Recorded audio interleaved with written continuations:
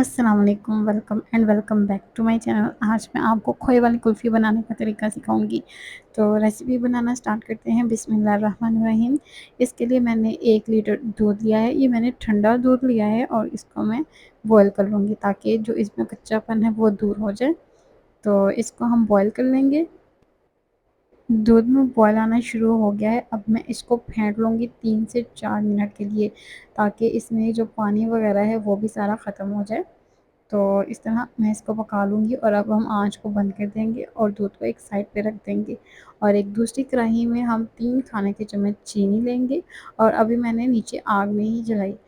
और चीनी को बराबर करने के बाद अब मैंने आग जला ली है और मैंने बिल्कुल हल्की सी आँच जलाई है। आपने ज़्यादा तेज़ नहीं चलानी, वरना चीनी साइडों से जल जाएगी।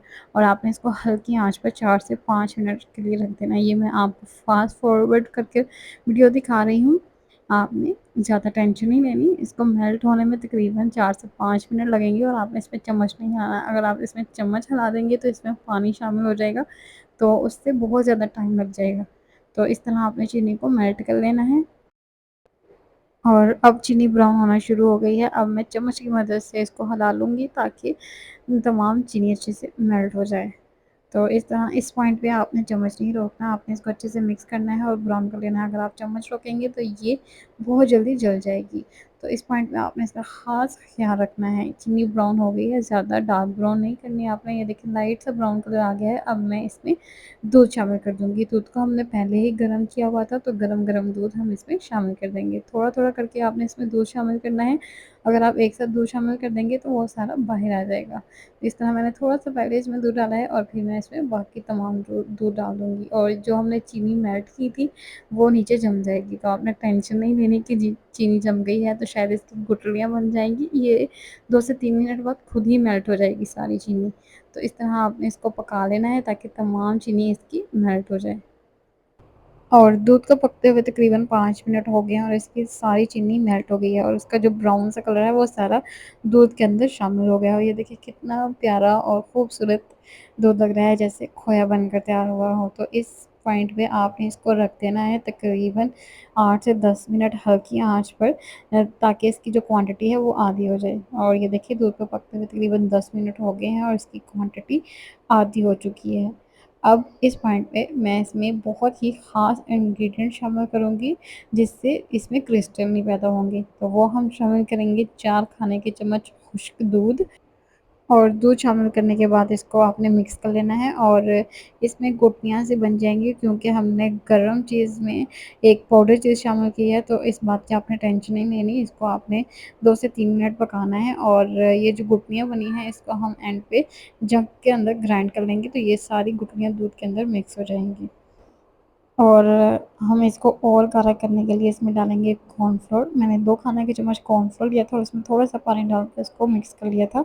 और इसको मैं दूध के अंदर शामिल कर दूँगी और ये देखिए कितना गाढ़ा हो गया है। डालते साथ ही ये गाढ़ा होना शुरू हो गया है। अब कॉर्नफ्लोर डालने के बाद आपने इसको 2 से 3 मिनट के लिए पकाना है दरमियानी आँच पर, ताकि जो कॉर्नफ्लोर का कच्चापन है वो सारा ख़त्म हो जाए। और ये अच्छे से पक गया है। अब मैं आँच को बंद कर दूँगी और इसको ठंडा करने के लिए हम रख देंगे। जब ये ठंडा हो जाएगा तो फिर हम अगला प्रोसेस शुरू करेंगे। और इसको मैंने ठंडा करने के लिए तकरीबन 1 घंटे के लिए रख दिया था। अगर आपको जल्दी हो तो आप इसको फ्रिज में भी रख सकते हैं, तो ये 10 से 15 मिनट में ठंडा हो जाएगा। इसके ऊपर मलाई आ गई है। देखिए कितना मज़ेदार सा बनकर तैयार हुआ है। ये देखने में बहुत मज़ेदार लग रहा है। तो इसको अब हम एक जग में डालकर अच्छे से ग्राइंड कर लेंगे और ग्राइंड करने के बाद जिस भी बर्तन में आपने इसको जमाना है, आप उसमें शामिल कर लें। ये मैं एक राउंड सा बर्तन दे रही हूँ, अगर आपके पास एक लंबा बर्तन है तो आप वो भी ले सकते हैं। तो इसके अंदर मैंने ग्राइंड करके डाल दिया है और जो गुठलियाँ थी वो सारी ख़त्म हो गई हैं। और इसको अब हम ढक के रख देंगे ताकि इसमें क्रिस्टल पैदा ना हो। और इसको मैं ओवरनाइट रख दूँगी तकरीबन 8 से 10 घंटे के लिए। और 8 से 10 घंटे गुज़र गए हैं और इसको अब हम खोल के चेक करते हैं। और इसको मैं आपको पास से भी दिखा देती हूँ। ये देखिए बिल्कुल क्रिस्टल फ्री बनकर तैयार हुई है। इसमें कोई भी क्रिस्टल नहीं है, किसी भी तरह से बर्फ़ नहीं जमी।